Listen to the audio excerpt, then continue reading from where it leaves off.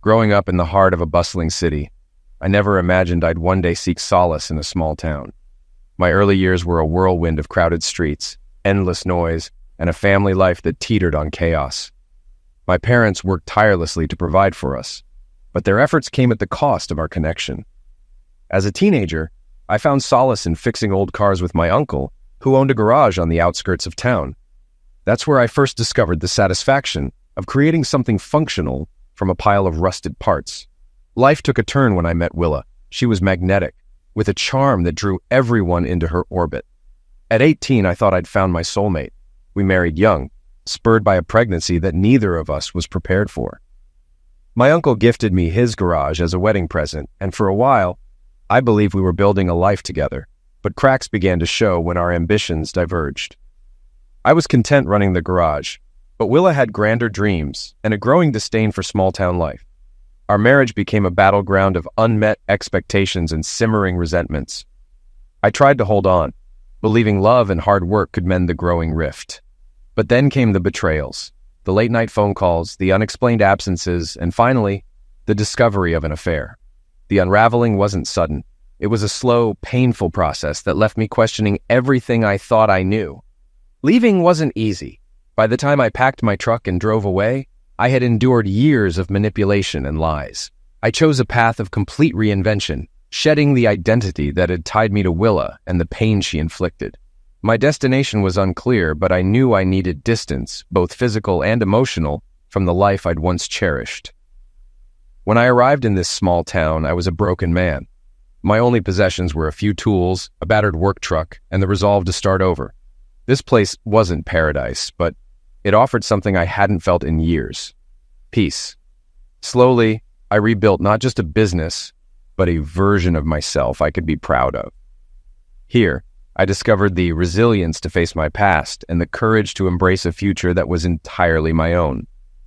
I found myself spending many quiet Saturday afternoons in the dimly lit corner of a bar at the edge of town. This unassuming spot became a haven, a place I had stumbled upon during one of my lonely walks not long after relocating here. Back then, I had left behind what I once thought was my paradise, my home, my memories, and my past. Amid the upheaval, this bar transformed into a steady refuge where I could gather my thoughts and regain a sense of calm. Shortly after my arrival, I purchased an old gas station and garage that had been sitting vacant for 2 years. The seller, eager to be rid of the property, quickly accepted my modest offer despite its state of disrepair. While it was far from perfect, I saw promise in the crumbling structure. That deal marked a pivotal moment, a chance to rebuild my life and begin anew, far removed from the betrayal and turmoil I had left behind. One of my first major projects was to expand the property by adding a retail store facing the gas pumps. I envisioned it as a convenient spot for locals, especially after the town's only grocery store closed early each evening. I also modernized the gas pumps, installing a pay-at-the-register system and moving the underground tanks to improve accessibility and safety. The effort was worth it. The upgrades created more parking space and boosted the station's visibility. The changes paid off. The store quickly became a hub of activity in the evenings, bustling with customers from 7 p.m. to midnight, while the gas station ran 24/7. The garage, located behind the main lot, kept regular hours during the week. Saturdays became my personal time, a day I spent in the garage working on side projects, a ritual I came to look forward to. Introducing liquor to the store's inventory initially ruffled some feathers, particularly at the local bar, but my goal was never competition. The station was about building stability and creating jobs in a small town where opportunities were scarce. Over time, the community came to see it as an asset rather than a threat. Farming was the backbone of this place, and many young people left as soon as they could. For those who stayed, the station became a lifeline, a reliable part of daily life. Much of the store's success was due to a woman I hired early on. She had an incredible eye for organization and completely restructured the store's layout, making it more efficient and profitable. Within months, her efforts helped me recover the equity loan I had taken out to fund the upgrades. Fridays and Saturdays became especially busy, with customers stopping by for snacks after a night at the bar. Sundays brought steady sales as well, with cold beer flying off the shelves. This particular Saturday, I was nursing a double shot of Jack Daniels with a glass of ice water and a lemon wedge. Earlier that day, I'd finished a painstaking project, replacing the steering column in an old family truck from the 1940s. It had taken me 8 months to find the right part, and even then I'd had to fabricate some pieces by hand. The truck wasn't just a vehicle, it was a legacy, cherished by its owner, who clearly had no plans to retire it anytime soon. Between 4 and 7, the bar was my favorite place to be. By that time, the dinner crowd had dispersed, leaving behind a serene atmosphere. Later in the evening, live music would draw a livelier crowd. The bar had a rich history. Farmers once brought their daughters here for dances and social gatherings. Over the 6 years I'd lived here, I'd built a reputation and formed bonds with the community. People looked out for one another in this town, often giving me a heads up if anything unusual was happening. I had a routine, one visit to the bar each week, always on Saturday, always at the same time. It was my ritual, a chance to reflect in peace before heading home. But this Saturday, my routine was disrupted. My tranquility shattered the moment I saw them walk in. I recognized them immediately. The woman was my ex-wife's twin sister, and the young man with her was someone I had once called my son. Their presence didn't stir any fond nostalgia, only the sharp sting of betrayal I'd spent years trying to bury.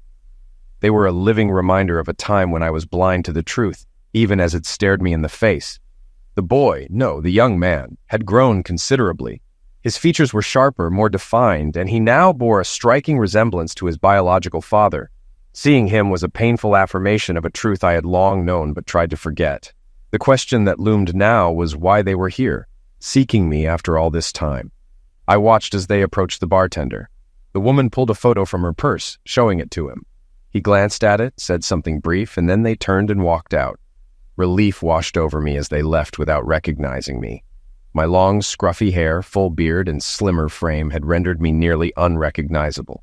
For the moment, my disguise and my peace remained intact. About half an hour later, the bartender approached my table. I leaned back in my chair and asked casually, "What's going on, Tom?" Tom pulled out a chair, sat down across from me, and replied, "They were looking for you. Apparently they heard you were living around here and wanted to confirm it. They asked me to give you a message." "What's the message?" I asked. He hesitated for a moment before saying, "They said Willa has terminal cancer. She doesn't have long and wants to make peace." I let the words sink in before responding. "And what did you tell them?" "I played dumb," he said with a smirk. "I told them I didn't know you. Even looked at their photo and pretended not to recognize it." I nodded, mulling it over. "The woman is my ex-wife's twin sister. The boy is her son, the one she passed off as mine for years. Do you think they're telling the truth?" Tom hesitated, then shrugged. "Maybe partly, but they're definitely holding something back." I lit a cigarette, tearing off the filter first, and took a slow drag. "That's exactly what I expected. They've always been masters of deception. What they show you is never the full story." Tom gave me a reassuring pat on the shoulder before returning to the bar. Left alone, my mind drifted back 7 years to the day I left. I told them I wouldn't be back for 7 years, and they laughed, thinking I was being dramatic. What they didn't realize was that I meant every word. A few weeks before I left, I discovered that the youngest child I thought was mine wasn't. He was my brother-in-law's son.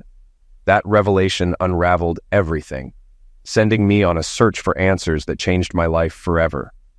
The proof came from a family member who'd seen it all and referred to them as black witches, women who thrived on manipulation and cruelty.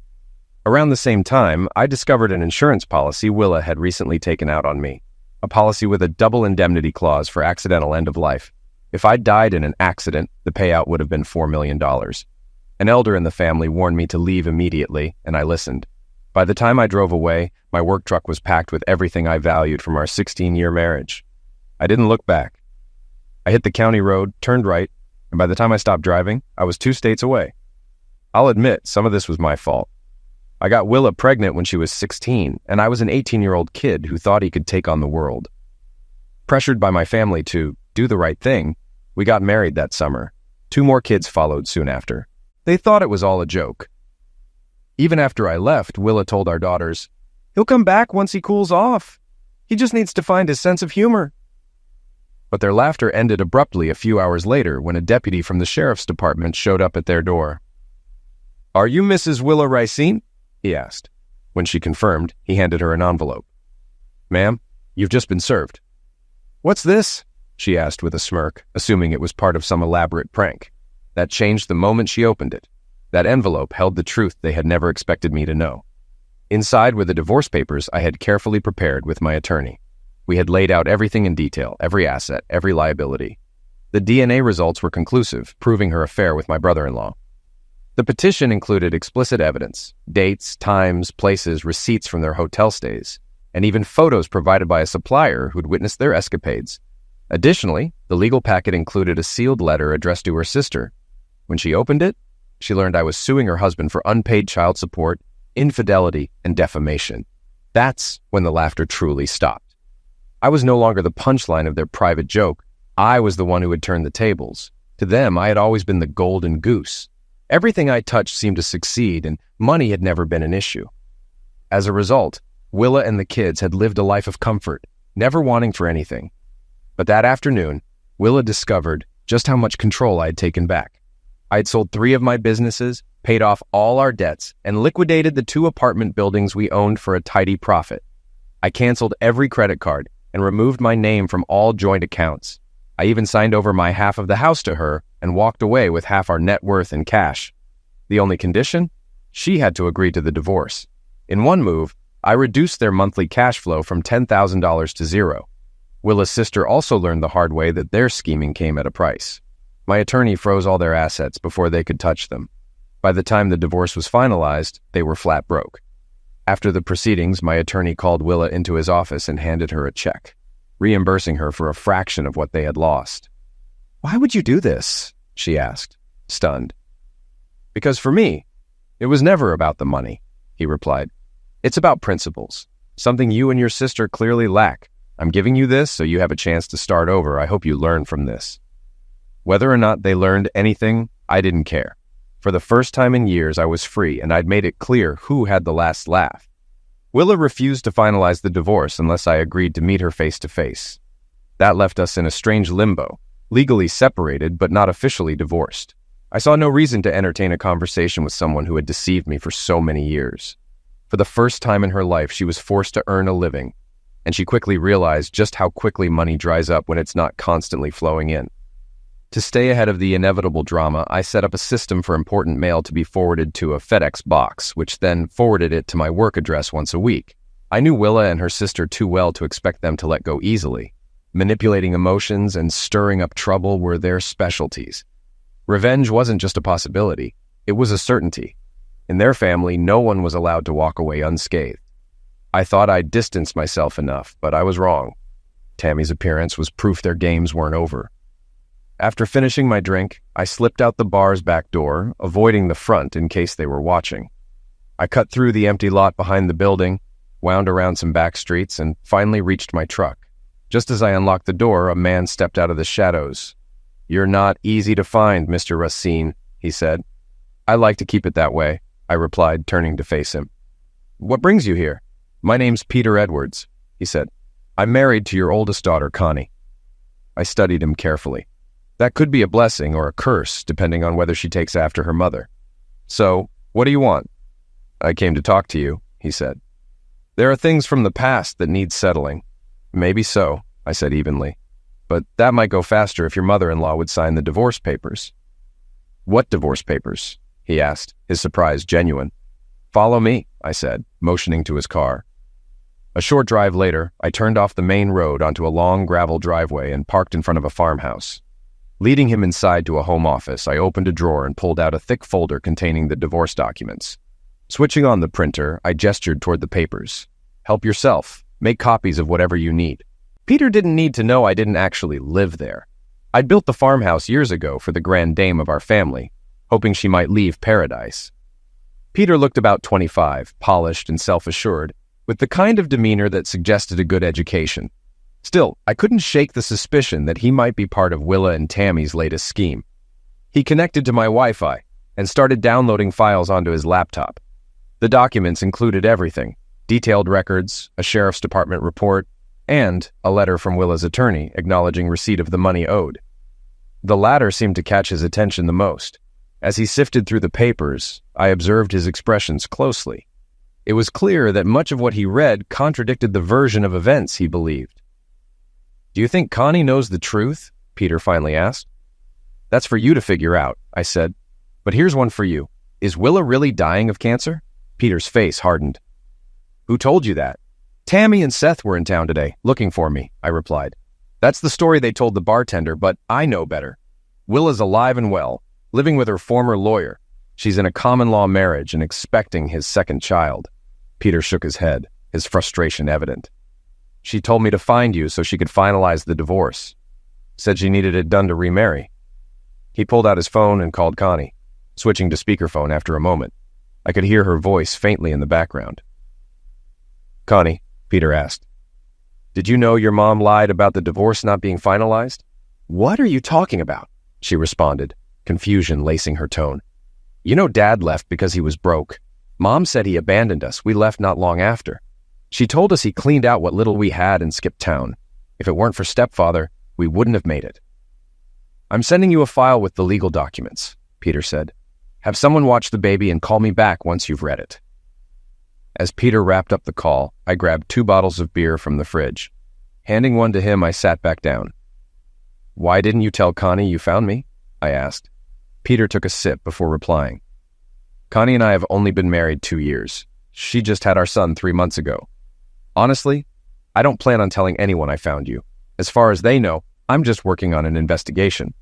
He pulled out his wallet and flashed a badge identifying him as a Paradise Police Department officer. Skeptical, I opened my laptop, navigated to the department's website, and confirmed his credentials. It was a car accident report from a few months ago that helped me track you down, Peter began.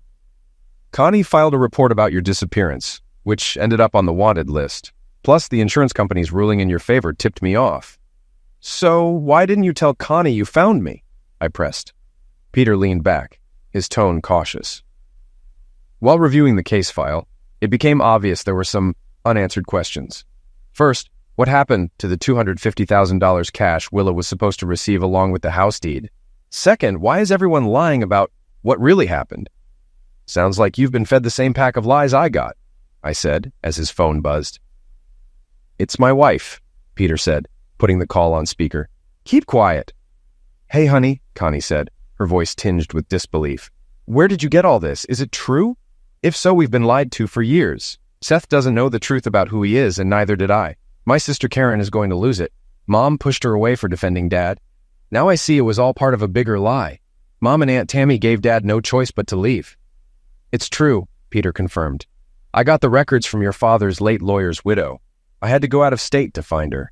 Turns out her husband kept backup files on his personal computer. From the records, it's clear your mother was served with divorce papers the same day your father left. I scribbled a note for Peter to have Connie talk to her great-aunt Josie if she was still alive. He nodded as he read it. Peter, we need to find my dad, Connie insisted. He suffered enough because of Mom and Aunt Tammy. What happened to the money she got? If she had the house, why did she sell it? And why was she planning to sue Dad for desertion? None of this makes sense.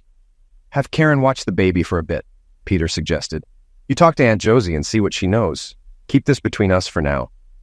There's a lot more to this story, and it might include some serious fraud. The real question is, why has your mom been bad-mouthing your dad all these years? After ending the call, Peter turned to me. Why do you want Connie to speak with Aunt Josie? Josie knows everything about Willa and George's affair, I explained. She practically raised the family. She always suspected Tammy and Willa were scheming together.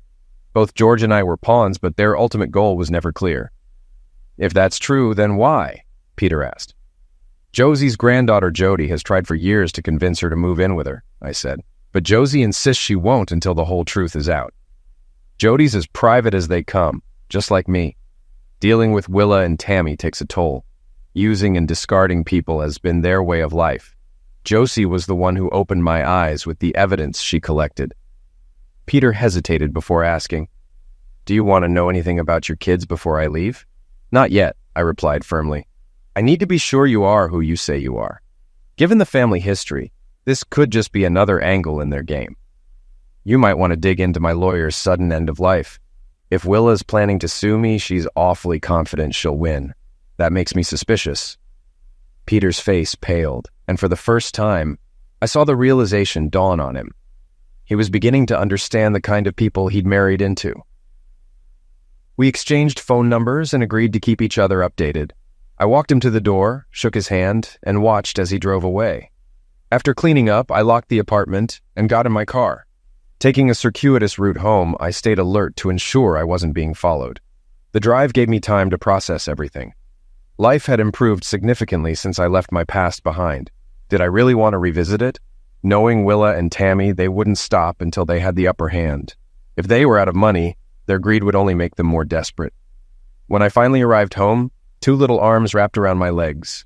I scooped up my 3- and 4-year-olds, their laughter filling the air. They were my joy, just like their mother. "Dinner's almost ready," Jody called from the kitchen. "Wash up." I grinned and obeyed. Over dinner, I told her about everything that had happened since closing the store that afternoon.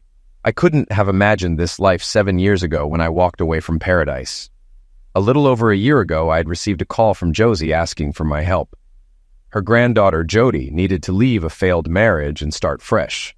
At the time, I barely knew her. She'd lived out of state on an army base and was 10 years younger than me. But Josie had done so much for me that I didn't hesitate to return the favor. Now, with Jody and our children, I had found the family I never knew I needed. It took me about a week to track down a 2-bedroom apartment for Jody and furnish it with the basics. In a small town, housing options were scarce, but a friend of a friend managed to pull some strings. When I arrived to pick her up, she had already taken the steps to leave her old life behind. She'd quit her job, closed her bank accounts, and packed her belongings. Her husband was away on a 2-week military training exercise, and by the time he returned, she'd be long gone. At precisely 8 o'clock that evening, I pulled into her driveway in a rented U-Haul. Her neighbors quietly pitched in, helping us load everything she wanted into the truck without making a scene. By midnight, we were on the highway, her old life disappearing in the rearview mirror. When curious bystanders asked where I was from, I simply told them it was better they didn't know. As the miles passed, Jody and I started to get acquainted. Somewhere in the middle of the night, her phone buzzed. It was her grandmother. I couldn't help but smile when I overheard Jody say, "Yes, Grandma, Art picked me up.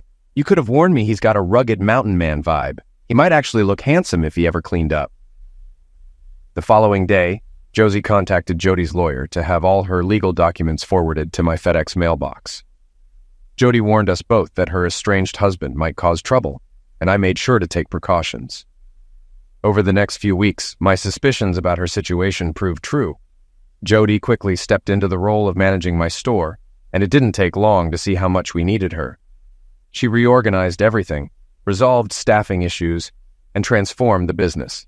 Customers loved her warmth and professionalism, and the store thrived like never before. Jody's ex-husband didn't take her departure well. His escalating threats forced Josie to file a restraining order against him.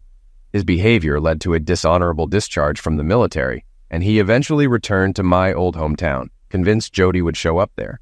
Meanwhile, Jody became the center of attention in our small town. To fend off unwanted advances, she began wearing a diamond ring, a quiet signal that she wasn't available. It gave her the space to rebuild her life. In a matter of weeks, Jody gained the trust of the community, took over the store's bookkeeping, and became indispensable. Everyone accepted her because I vouched for her character. Her sharp wit and natural charm made her a perfect fit, and when asked about the ring or who the lucky guy was, she'd just smile and say, "That's a secret you'll have to figure out." Of course, rumors spread. Before long, people whispered that Jody and I had met online and that she was my mail-order bride. She didn't let it bother her. On Saturdays, when I worked alone, she'd bring me lunch, knowing I'd forget to eat otherwise. Those small gestures deepened our bond. It wasn't long before everyone assumed we were a couple, and invitations to events always included both of us. What had started as 2 people escaping their pasts naturally evolved into something more. Josie kept us in the loop about events back in paradise. We raised our eyebrows when we heard that Jody's ex had started cozying up to Tammy. Around the same time, Jody's divorce was finalized, marking a pivotal moment for us. That evening, we went out with friends to celebrate. Under the dim glow of the bar's lights during a slow dance, we shared our first kiss. 6 months later, we moved in together. One night, while the boys were splashing in the tub, I decided to do something I hadn't done in years. I grabbed a small trash bin, stood over the sink, and began shaving off my beard and mustache. By the time I finished, only stubble remained.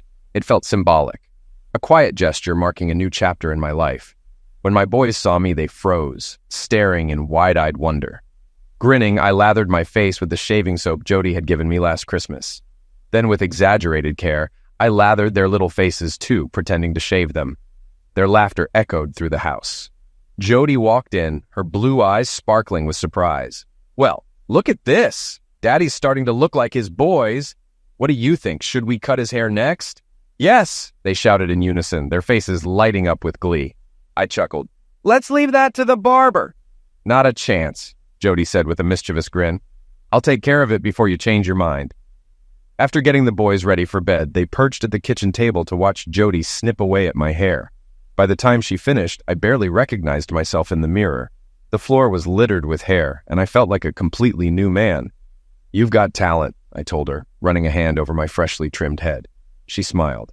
"Now go rinse off before you get hair all over the house." As the warm water poured over me, I couldn't help but reflect on how far I'd come. Life had taken twists and turns I never could have predicted, but here I was, content and grounded. When I stepped out, Jody was on the phone with Josie. She hung up with a worried look. "Grandma says it's time to deal with Tammy and Willow once and for all," she said. Apparently, Connie had just visited Josie and discovered something shocking. The annuities I had purchased for my children, $600 a month each, had never been paid out. Those funds were meant to replace child support, but Willa had intercepted them. It was a wild night, but I couldn't help but grin. If I'd known that shaving and cutting my hair would get this kind of reaction from Jody, I'd have done it a long time ago. For the next week, I became the target of relentless jokes from everyone who knew us. "Who are you and what did you do with Art?" they'd tease. One person even asked Jody if she'd blackmailed me into finally joining the rest of society. Jody, ever quick with a comeback, smirked and said, "I made him promise to shower at least 3 times a week." Most people laughed. A few, predictably, missed the joke entirely. But while we were enjoying lighthearted moments, trouble was brewing back in paradise. Word reached us that I was about to be sued in civil court for child abandonment, desertion, and unpaid child support. Jody and I couldn't help but find the whole idea absurd, believing it was nothing more than a desperate stunt. However, Peter, who had been keeping us informed, warned us it wasn't a joke. The DA had already hired an attorney to represent me, and they were building a solid defense. Peter shared that Willa and Tammy had siphoned off over $48,000 meant for my children. On top of that, authorities were reopening the case surrounding my former attorney's accidental end of life. If evidence held up, Willa and Tammy could face significant prison time. 7 to 10 years was the estimate. Adding to the chaos, Willa's former attorney, now her common-law husband, was under investigation and risked being disbarred. Josie had been quietly working behind the scenes. On Sunday night, she called with an update. All the necessary paperwork would be filed the next day. She emailed me a treasure trove of evidence she'd amassed over the years, including notarized statements, recorded conversations, and the contact information of several attorneys for a countersuit. Among the files was a $2 million accidental end-of-life insurance policy I hadn't even known was still active. Josie had uncovered that Willa had purchased it 6 months before I left. Jody and I spent the entire night combing through the evidence and forwarding everything to the DA's office. By dawn, we were convinced that the lawsuit against me was a ruse, a trap to lure me back to paradise for a setup. Jody immediately contacted one of the attorneys Josie had recommended, sent over the documents, and retained their services with a significant deposit. We were prepared. The moment Willa's legal team filed their lawsuit, our lawyer would respond with a countersuit. That Friday, Jody told me Josie was on her way, with guests. They'd left paradise under the cover of darkness, stopping at a hotel before continuing their journey. By 7 p.m., 2 SUVs, a Ford Explorer and an Escape, pulled into our driveway. I glanced at the vehicles and felt my stomach tighten. Jody noticed my apprehension and reached for my hand. My truck was hidden in the garage, so no one knew I was there. Yet. "Who's with Josie?" Jody asked, her voice calm but curious. "That's Peter, his wife, my eldest daughter, Connie, with their baby, and Karen, my second oldest," I said quietly. "Are you ready for this?" she asked gently. "As ready as I'll ever be," I replied, lifting our youngest child into my arms. Jody opened the door and we stepped out together as a family. The last person my daughters expected to see was me. Karen froze, tears welling in her eyes before breaking into sobs. I handed my son to Josie and pulled Karen into a tight embrace. Connie, after passing her baby to Peter, walked over and hugged me as well. The weight of the years melted away in those moments. Standing side by side, my daughters had grown into beautiful young women. It was a sight I would never forget. "It's good to see you again, Peter," I said, extending a hand. We introduced everyone, and Jody served the dinner she'd prepared. Roast beef, mashed potatoes with gravy, fresh scones, Yorkshire pudding, string beans, and a warm apple pie for dessert. It was a meal that turned our reunion into something truly special. For the first time in years, I felt like I had my family back. After dinner, as the kids played, we settled into serious conversation. "Art, can I call you Dad?" Peter asked hesitantly. I nodded. "Of course. Dad," Peter continued, "the DA has new evidence. It looks like Jody's ex's car was involved in your lawyer's fatal accident. Investigators have located the current owner and are conducting forensic tests on the paint. If the connection is confirmed, it could lead to manslaughter charges." He paused, then added, "The fire that destroyed your lawyer's office the same night has always been classified as arson. Surveillance footage places Jody's ex at the scene, watching the building burn. Willa and her attorney sealed your divorce documents, likely thinking no evidence remained. But now they've officially filed their lawsuit against you." Jody's eyes filled with tears. "All this time, I thought you were being overly cautious when you brought me here," she said softly. "But now I see you were protecting me.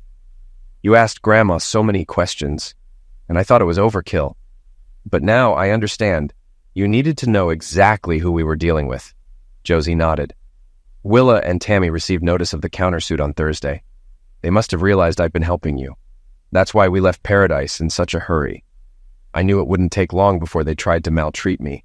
"Grandma, your house is ready," Jody said warmly. "It's fully furnished. You only need to bring your clothes."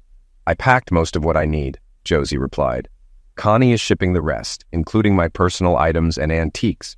I've given her power of attorney to sell the house. It's time for me to leave Paradise, and I'm not looking back." "I'll drive back with Peter and Connie," I said. "We'll rent a truck and haul everything out. It's time to see if our suspicions are correct." "What suspicions?" Peter asked, his expression darkening. "That the lawsuit is a ploy to draw me out," I replied. "Willa still has that $2 million accidental end-of-life policy, and I think they're hoping to cash in. The lawyer's end of life was likely a test run." Peter, Connie, Karen, and Josie sat in stunned silence as the realization dawned on them. "They were planning your end of life," Connie whispered, her voice shaking, "even before you left." I nodded solemnly. "That's why I left the way I did. I suspected their motives, but even my lawyer didn't believe me until it was too late." Peter excused himself to make a few critical phone calls. While he stepped out, I sat with my daughters, Jody and Josie, catching up on everything we'd missed in each other's lives. Jody, ever the archivist, dug out some old photos of me from when we first met. Connie and Karen laughed as they admitted they wouldn't have recognized me if they'd passed me on the street. When Peter returned, the room grew quiet as he shared the latest developments. "Willa will be taken into custody right after the holiday," he began. "She's being charged with 3 counts of theft for stealing the annuities meant for her children. We're slowing the process so she won't have a bond hearing for several days." He looked directly at me. "Dad, if you can fly in on Wednesday, rent a U-Haul, and make a few stops at familiar places to ensure you're seen, it'll force Willa to communicate from the city jail. Just tell anyone who asks that you're helping Josie pack up her things."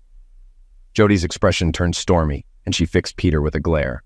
"Are you seriously telling me that the father of my children is your bait to lure my cousins into making a move? What guarantees can you give me that I won't get a call saying I've become a widow before we're even legally married?" Before I could respond, Jody sighed heavily, already knowing my answer. "You're going to do it, aren't you?" Without hesitation, Josie placed a calming hand on Jody's shoulder. "Sweetheart, Art has always been this way. He's never asked anyone to do something he wouldn't do himself. When you needed help escaping your ex, he didn't think twice. He wants us free of Willa and Tammy's grasp, once and for all." Jody gave a small, reluctant smile. "My only fear is that Art will walk right into the lion's den." Josie chuckled. "If Art were a boxer, he'd be the undefeated champion of the world. Those witches don't stand a chance. They never see him coming." I spoke up, trying to lighten the mood. "Relax, ladies. Peter's got my back.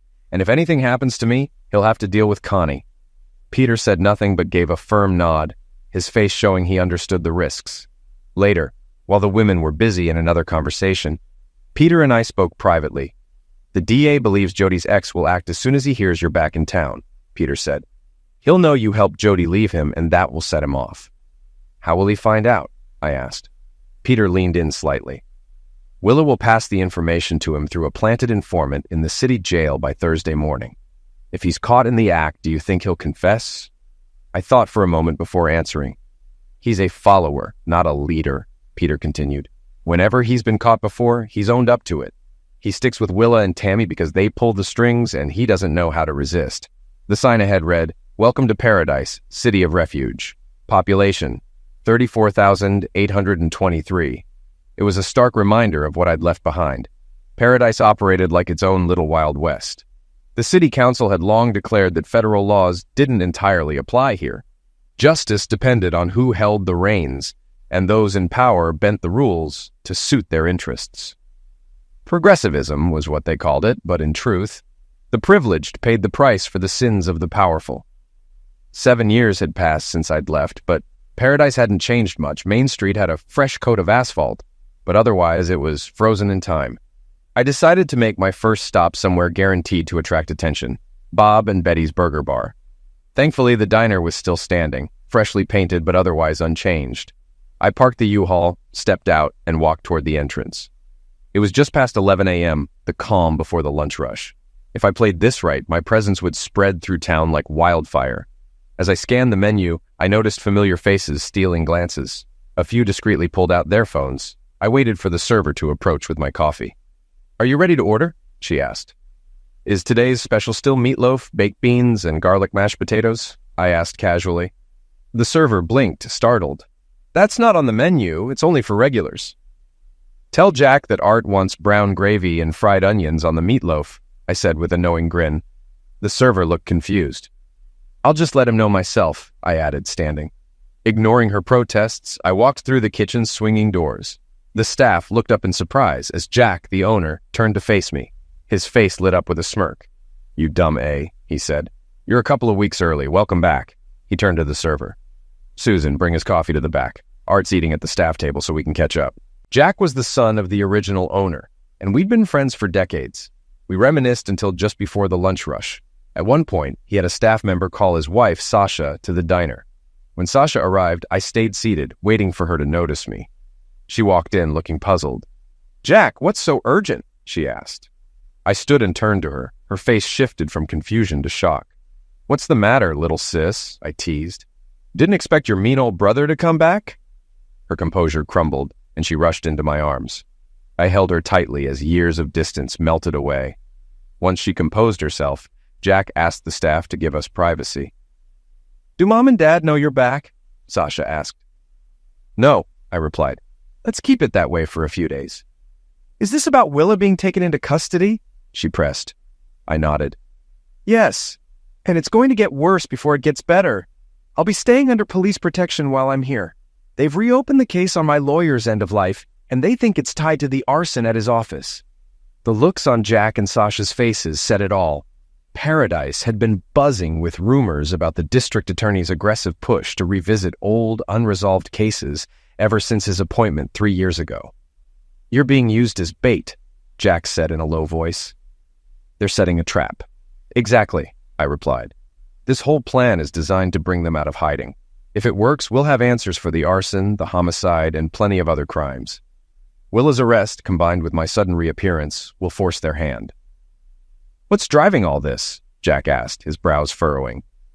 "A $2 million accidental end-of-life insurance policy," I said simply. "On me." Sasha walked with me to the rental truck, keeping her voice low as Tammy's car pulled into the lot. Leaning closer, she asked, "Where are you staying?" "At Josie's old place," I said. "I'm helping pack up her belongings. She's moved to be closer to her granddaughter and my boys." Sasha's eyes widened in surprise. "Your boys?" I nodded with a small smile. "Jody and I have been together for 5 years. We have 2 boys, 3 and 4 years old." Her mouth opened slightly in shock. "How did you and Jody end up together?" "Josie and I stayed in touch after I left Paradise," I explained. "When Jody needed help leaving her marriage, Josie called me. I helped her move, and she stayed where I lived. We've suspected for a while that her ex might have been involved in my lawyer's end of life in the fire." "Do Willa and Tammy know you're onto them?" Sasha asked. "Not yet," I said, "but it won't take them long to figure it out." Tammy stepped out of her car and approached, her expression sharp and calculated. "Art," she began, her voice tinged with irritation. "You need to drop part of your lawsuit. The DA is planning to charge Willa within the next 2 days." "Unfortunately, my lawyer says that's not an option," I replied. "Willa filed a new divorce petition accusing me of desertion, child abandonment, and unpaid support. Until the court rules on those claims, nothing changes." Tammy's frustration flared. "How are we supposed to bail her out when you've frozen all the assets?" I shrugged. "Maybe your father could help. He could use his house as collateral. After all, you're both his daughters." Tammy glared at me but said nothing. Turning on her heel, she walked away in defeat. I watched her leave, knowing the noose was tightening. "She's dreaming if she thinks their father will help," Sasha said, shaking her head. "He cut ties with them when he learned the truth about Seth's parentage. He said more than once that they're just like their mother." Her words brought a faint smile to my lips. After saying my goodbyes, I climbed into the U-Haul and drove toward Josie's house, stopping along the way to pick up packing supplies. By the time I arrived, the sun was setting. I backed the truck tightly against the garage door, locked it, and went inside. Something felt off. Josie had said she'd leave the curtains open, but they were drawn. Uneasy, I texted Peter to ask if the police had been inside. He confirmed that officers had been through earlier and likely closed them. Somewhat reassured, I unlocked the door and stepped inside. A police officer greeted me immediately, extending a phone toward me. "Mr. Racine, Peter Edwards wants to speak with you," the officer said. I took the phone. "What's up, Peter?" Peter's voice came through, direct and serious. "Looks like the right people know you're back. Tammy already approached you, didn't she? She's probably trying to get you to release the lien on Willa's assets." "She did," I said. "I refused." "Good," Peter replied. We recorded Willa and Tammy discussing how to adjust their plans. Jody's ex, Brad Press, came up repeatedly in their conversation. Willa told Tammy to inform Brad that you know where Jody is. That should push him into action. And it looks like it did. He showed up less than an hour ago. Willa also told him you're at Josie's house. The knot in my stomach tightened, but I kept my tone even. "Understood. Keep me posted." The rest of the day was uneventful. I spent my time sorting Josie's belongings and packing boxes. Around 6:30 p.m., a pizza delivery arrived. When the driver asked if I was moving, I casually replied, "Just helping a friend pack up." The night was quiet until it wasn't. Around 11 p.m., Brad made his move. Using a tire iron, he jimmied the front door lock and slipped inside. A dim light in the kitchen guided him as he crept forward, a 9mm pistol tucked under his shirt. He found me sitting calmly at the table, sipping coffee. "Hey, Art," Brad said casually, though his voice carried an edge. "Willa and Tammy send their regards. I just need to know where Jody is." Setting my mug down, I locked eyes with him. "Sorry, Brad, I don't share information with butchers or arsonists," he smirked. "What makes you think I'm either?" "You've always struck me as someone who's easy to manipulate," I said evenly. "How much of the $2 million insurance policy on me did they promise you?" Brad's expression faltered. $2 million, he stammered. "They told me it was $750,000. I chuckled darkly. "Did you know Seth isn't even Willa's? He's Tammy's first husband's son. They've been playing games like this for years, manipulating people like you and me. My lawyer figured it out and sued them for everything they had." Brad's face turned ashen. "That's why Willa's claims of desertion were a sham," I continued. "The divorce was finalized ages ago. They just never filed the paperwork. They wanted to lure me back." Leaning forward, I spoke firmly. "You're just another pawn in their game. Ask yourself, what's their plan for you? They tried to eliminate me once. What makes you think they won't do the same to you?" Brad swallowed hard, realization dawning. "I'm screwed, aren't I?" "You have a choice," I said. "Work with the DA, testify against them, and get a lighter sentence. Or stay their pawn and take the fall." Brad hesitated, then slowly placed the pistol on the table. "Call the cops," he muttered. I nodded toward the doorway. "Brad, no need. They're already here." Connie watched her husband, Peter, pacing with his phone pressed to his ear, his expression a mix of focus and relief. Earlier, Peter had told her that her father was staying at Josie's house, but now, a late-night call had pulled them both out of bed. While Peter spoke, Connie headed to the kitchen and put the kettle on, preparing hot chocolate for the two of them. When Peter finally ended the call, a smile broke across his face. "Your dad pulled off something incredible tonight," he said. "Brad broke into the house intending to cause trouble, but your dad stayed calm, talked him down, and got him to confess everything. The undercover officers caught the whole thing on video." Connie froze, processing what she'd just heard. How in the world did Dad do that? She asked, her voice filled with disbelief. Peter shrugged. He told Brad a few hard truths, like the real story about Seth's parentage. Then he planted the idea that the insurance policy wouldn't pay out if it was tied to a homicide. I don't even know if that's true, but it was enough to make Brad second-guess everything. Rather than risk life without parole, he decided to cooperate. Aunt Josie always said Dad was quick on his feet, Connie said, shaking her head. But this, I never saw it coming. What does this mean for Mom and Tammy? If Brad testifies in court, your mom and Tammy will face charges for arson, manslaughter, and likely attempted homicide, Peter replied. Without hesitation, Connie picked up her phone and called Jody to share the news. Together, they made a plan. Josie would watch the kids for a few days, so Jody could fly out. Connie would pick her up from the airport once she got the flight details. After coordinating with Jody, Connie contacted her sister to fill her in while Peter got dressed, and left for the station to secure Brad's signed statement before morning. I didn't wake up until 8 a.m. The first thing I did was call Jack to arrange repairs for the front door. True to his word, Jack knew someone. Within half an hour, a handyman arrived and got to work. The new door, complete with fresh trim and a reinforced lock, was installed just as Connie's car pulled into the driveway. Jody was with her. The moment Jody stepped out of the car, tears streamed down her face as she ran toward me. I opened my arms, and she collapsed into them, overwhelmed. Brad was arrested last night, I told her gently. He surrendered without resistance. The officers had everything under control. I was never in any real danger. If that's true, why didn't you call me? Jody asked, her voice trembling with emotion. Why did I have to hear about it from Connie? It was almost 2 a.m. when everything settled, I admitted. I figured I'd call you first thing today. Wrapping my arm around her, I held her close. I promise, I whispered. I'll never put myself in that kind of situation again. After finishing the repairs, we packed Jody's luggage into the car and drove to Jack's restaurant for breakfast. There, we met Karen, Sasha, and my parents. The staff pushed 2 tables together to fit everyone, and my family warmly welcomed Jody. The meal was filled with laughter, stories, and delicious food. My parents were thrilled to hear about our 2 sons, Carson and Hunter, named after my grandfathers.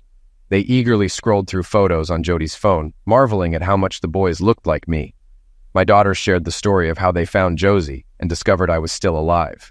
As breakfast ended, Peter arrived looking tired but determined. It's done, he announced. Willa and Tammy are in custody, and Brad has confessed to his intent to liquidate Art. He'll face charges for arson and manslaughter. Tammy and Willa will be charged with grand larceny, conspiracy to commit homicide, and fraud. Peter turned to Jody. The DA is working to finalize Art's divorce with the judge who handled the case before. They're pushing for an immediate resolution. Jody's eyes widened. Does this mean Art and I can finally marry? Peter nodded. The paperwork is already with the judge. They're trying to waive Willa's signature, skip the waiting period, and issue the divorce certificate. I smiled at Jody. Guess I need to buy a proper ring and propose officially. The table erupted in cheers and laughter. Tears filled Jody's eyes as she leaned into me, overcome with emotion. Before leaving, my parents invited us to dinner. We spent the afternoon packing before heading to their house, where they peppered Jody with questions about her life and how we came together. She recounted how I helped her leave a broken marriage and how we built a life together. The evening took a joyful turn when Peter and Connie arrived with the finalized divorce certificate. It's official, Peter declared. You're free. Jody beamed as she shared stories about our life and children. My mother, ever the planner, suggested we have a wedding before heading home. My father pulled Peter and me aside to discuss details over a couple of beers. Peter updated us on the case.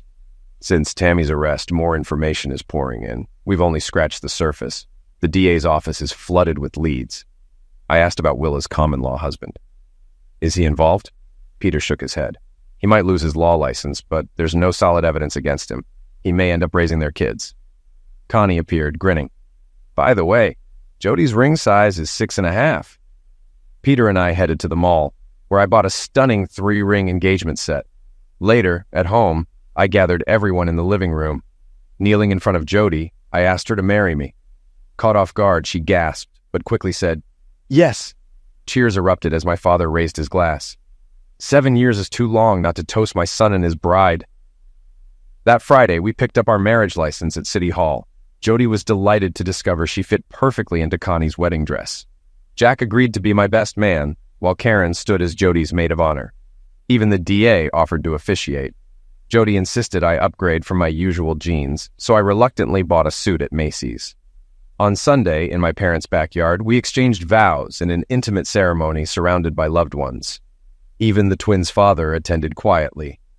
The day was simple yet moving, leaving many in tears. After the ceremony, my former father-in-law handed me an envelope. "This isn't a wedding gift," he said with a warm smile. "It's an early inheritance. The rest will go to your daughters." I thanked him and tucked it into my suit pocket, forgetting it until later. Family members recorded the ceremony and sent it to Aunt Josie so she could share in the moment. When asked about our honeymoon, Jody smiled. "After everything we've been through, it'll wait until Grandma is settled. We're planning a week in Florida and California, enjoying Disney with the kids. Family is what brought us here." The next day, as we prepared to leave, I handed Jody a note with a bank promissory for $100,000. The handwritten message read, "Thank you for setting things right. I always suspected the twins were involved in their mother's end of life. Watching them face justice will be satisfying for me and my granddaughters." Jody read it silently and slipped it into her purse.